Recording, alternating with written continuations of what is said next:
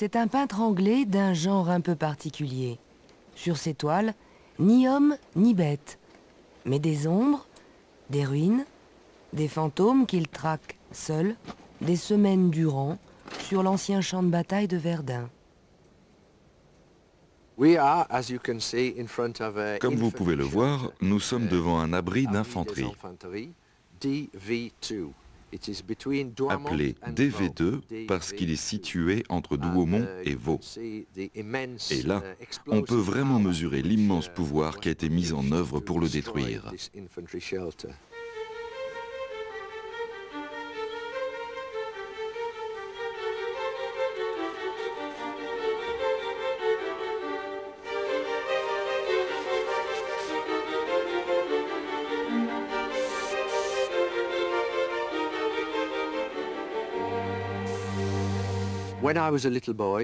Quand j'étais petit, ma grand-mère avait l'habitude de me montrer un grand album photo.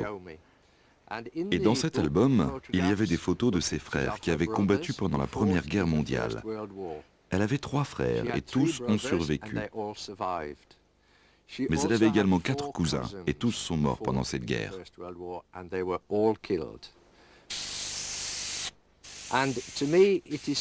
Pour moi, c'est vraiment symbolique de la bêtise de la guerre et de son gâchis de talent et de jeunesse. Cette jeunesse qui est toujours en première ligne.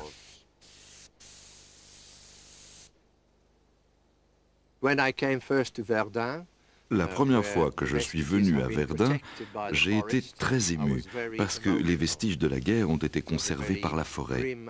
J'ai trouvé l'endroit lugubre, triste, et le fait de se retrouver seul régulièrement dans cette forêt procure un sentiment de recueillement. C'est comme si vous tentiez d'entrer en communion avec l'esprit des soldats qui un jour se sont trouvés ici.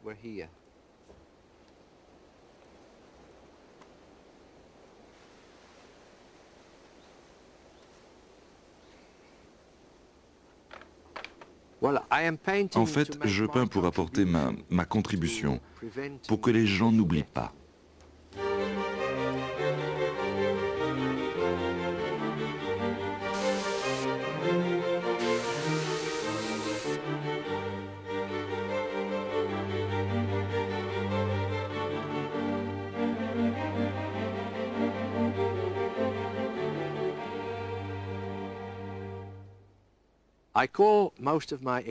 J'ai intitulé la plupart de mes expositions « Échos de la guerre ».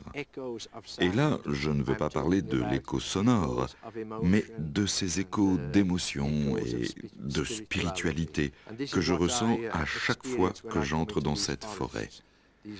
Cet écho étrange en provenance de l'histoire. Paisible en apparence, cette forêt semble épouser depuis toujours et comme naturellement les rondeurs de la Meuse. Or, à la vérité, elle n'a pas 100 ans. Ce n'est qu'un artifice, un pansement sur une plaie gigantesque. Ici, 60 millions d'obus sont tombés, 300 000 soldats sont morts et 700 000 ont été blessés entre février et décembre 1916. Au printemps 1918, les coquelicots ont beau refleurir immédiatement sur le champ de bataille, ils l'empêchent. La guerre laisse derrière elle 20 000 hectares de cendres, de ferraille et de bois calciné.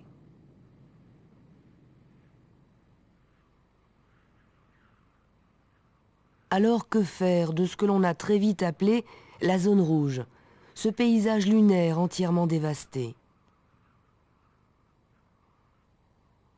L'idée d'une possible forêt est lancée par l'État dès l'armistice.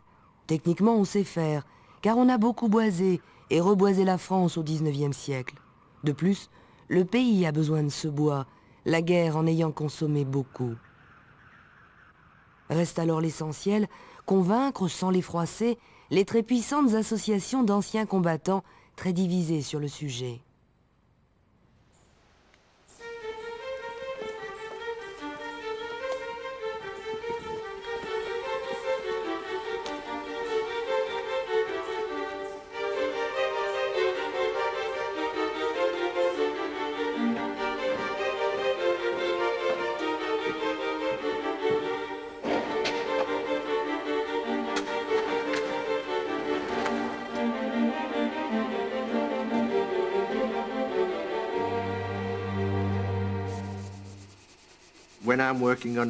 Quand je travaille sous terre, je préfère finir lorsqu'il fait encore jour.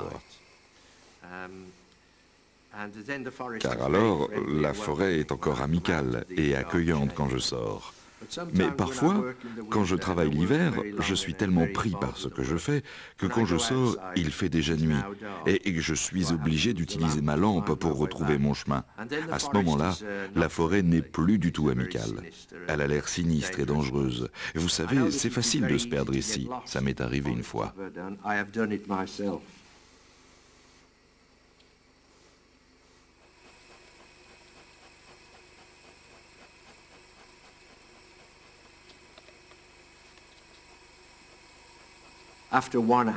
Après 1 heure à tourner en rond, vous pensez d'un seul coup, mais j'étais là tout à l'heure. C'est comme dans ce film américain, le projet Blair Witch. C'est vraiment terrifiant parce que vous vous dites, il n'y a aucune raison logique pour que je retrouve jamais mon chemin. Mais l'autre partie de votre esprit dit, non, non, logiquement, si tu continues à marcher, un jour tu finiras forcément par t'échapper de cette forêt.